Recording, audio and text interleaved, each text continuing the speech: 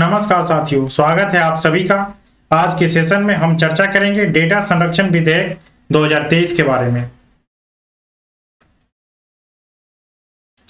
Data protection bill 2023 क्या है? Data संरक्षण बिल 2023 जानिए इस बिल में क्या खास है। सरकार ने आपके डेटा को सुरक्षित रखने के लिए विधेयक में क्या उपाय किए हैं। दुनिया के कई देशों में पहले से ही लोगों की निजता की सुरक्षा को लेकर सख्त कानून बने हैं, लेकिन भारत में ऐसा कोई कानून नहीं बना है। केंद्र सरकार ने गुरुवार 3 अगस्त को पर्सनल डेटा प्रोटेक्शन विधेयक 2023 लोकसभा में पेश कर दिया है। अगर यह विधेयक पारित हो जाता है तो नागरिकों की डिजिटल प्राइवेसी को बनाए रखने वाला देश का यह पहला कानून होगा। विधेयक का उद्देश्य निजी संस्थाओं और सरकारों द्वारा नागरिक के डेटा का उपयोग करने के लिए गाइडलाइंस स्थापित करना भी है। केंद्र सरकार पर्सनल डेटा प्रोटेक्शन विधेयक 2023 लेकर आई है।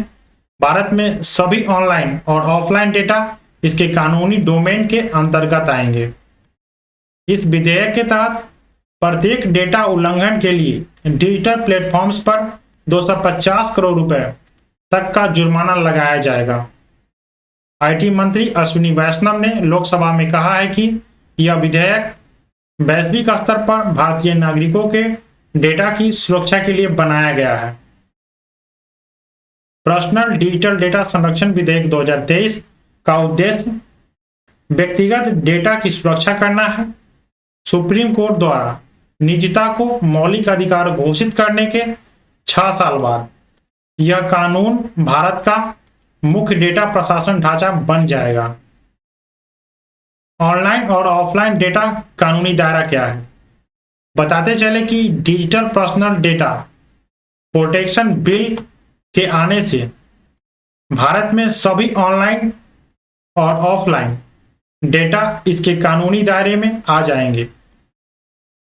हालांकि इस बिल के तहत पर्सनल डेटा को तभी प्रोसीड किया जा सकता है जब किसी व्यक्ति ने इसके लिए सहमति दी हो, लेकिन कुछ अपवाद भी है। जब सरकार को राष्ट्रीय सुरक्षा और कानून व्यवस्था के आधार पर डेटा की आवश्यकता हो सकती है। अधिनियम के प्रावधानों की निगरानी के लिए डेटा प्रोटेक्शन बोर्ड बनाने का प्रावधान है। बिल के प्रावधानों के तहत वसूली करने वालों को इसे सुरक्षित करना होगा और बाद में उपयोग के बाद डेटा को डिलीट करना होगा। डेटा संरक्षण विधेयक का मसौदा पहली बार नवंबर 2022 में तैयार किया गया था। यह सार्वजनिक परामर्श के कई दौर से गुजरा, जिसके बाद विधेयक का दूसरा मसौदा तैयार किया गया। इस साल अप्रैल में ही केंद्र सरकार ने सुप्रीम कोर्ट को बताया था कि नया डेटा प्रोटेक्शन बिल जुलाई में संसद के मानसून सत्र में पेश किया जाएगा। Digital personal data protection bill को लेकर सोच कहां से आई? Digital personal data protection bill को लेकर सोच कहां से आई, यह जानने के लिए हमें 2018 में जाना होगा। तब जस्टिस बी एन कृष्ण के नेतृत्व में एक विशेषज्ञ कमेटी ने प्रारंभिक मसौदा तैयार किया था।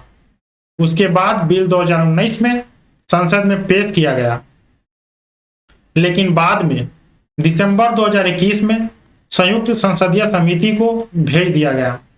सरकार ने संसदीय समिति की सिफारिशों को संशोधित एडिशन में शामिल करने के लिए विधेयक को वापस ले लिया था।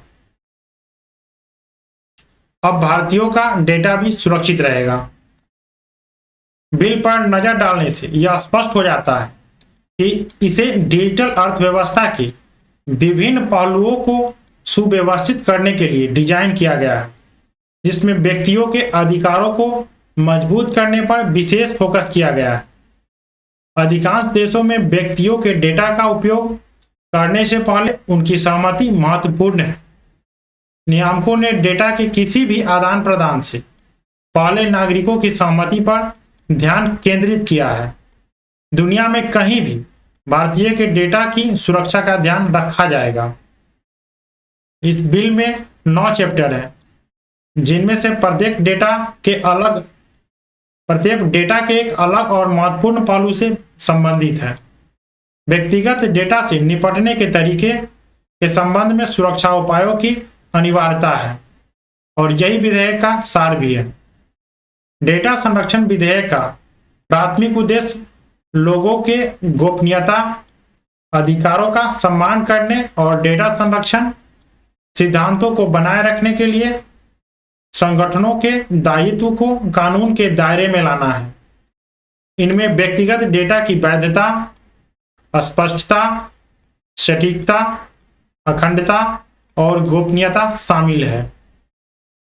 संवेदनशील व्यक्तिगत डाटा विधेयक वित्तीय डेटा, स्वास्थ्य डेटा, यौन जीवन, यौन अभिविन्यास, बायोमेट्रिक डेटा, आनुवंशिक डेटा, ट्रांसजेंडर स्थिति, इंटरसेक्स स्थिति, जाति, जनजाति, धार्मिक और राजनीतिक विश्वास आदि को संवेदनशील व्यक्तिगत डेटा माना जाता है।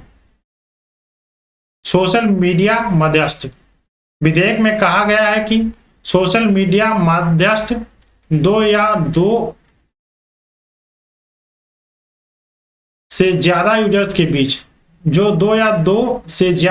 के बीच ऑनलाइन बातचीत को सक्षम बनाता है, उन्हें भारत में इस अधिनियम के तहत पंजीकृत होना चाहिए। साथ ही उन्हें अपने उपयोगकर्ताओं के लिए एक स्वैच्छिक वेरिफिकेशन सिस्टम भी प्रदान करना चाहिए। डेटा संरक्षण विधेयक नियमों का पालन नहीं होने पर कार्रवाई करने के लिए अधिक व्यापक और मजबूत शक्तियां देता है।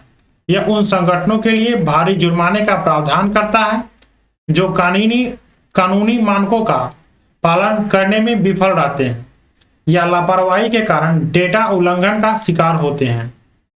बिल में साफ कहा गया है कि उल्लंघन करने वाली कंपनियों को 2 मौके दिए जाएंगे।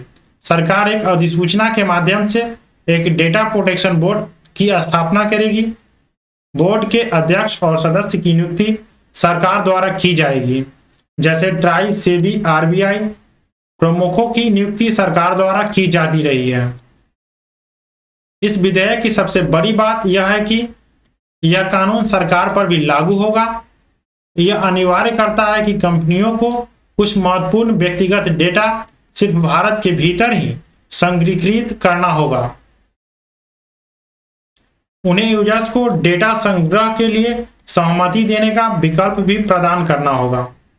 उन्हें किसी भी समय इस सहमति को वापस लेने की अनुमति देनी होगी और उन्हें अपने डेटा को सही करने और डिलीट करने की अनुमति देनी होगी। डेटा संरक्षण विधेयक की बच्चों की सुरक्षा करने की क्षमता सिर्फ डेटा सुरक्षा से कहीं आगे तक फैली हुई है। डेटा फिड्यूशियरीज को बच्चों की उम्र की पुष्टि करने और डेटा प्रोसेसिंग से पहले माता पिता या अभिभावक की सहमति प्राप्त करने की वकालत करके बिल बच्चों को संभावित रूप से हानिकारक ऑनलाइन सामग्री से बचाने में भी मदद करता है। Thank you.